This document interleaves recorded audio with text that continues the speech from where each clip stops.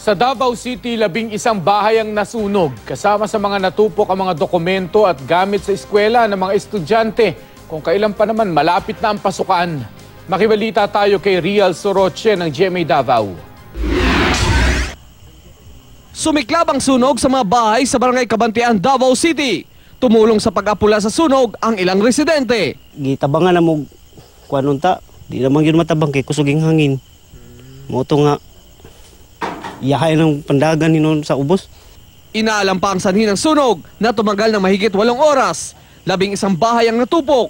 Problema ngayon ang mga nasunugan, ang mga dokumento ng mga bata at mga gamit sa paaralan, lalo pat malapit na ang pasukan. Ang mga gamit, wala, ang uban nakuha na mo mga sanina na mo lang katulong mga uranay, panglakaw wala urutanan.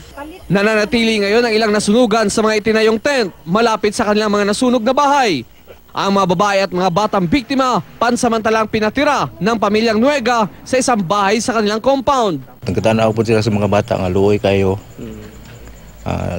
Nakadesisyon po mi nga diri lang po kayo naman po masigamay among lugar. Murag ma-accommodate po namo.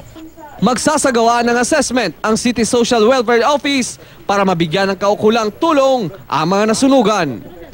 Rial Soroche, Nagbabalita, Pilipinas.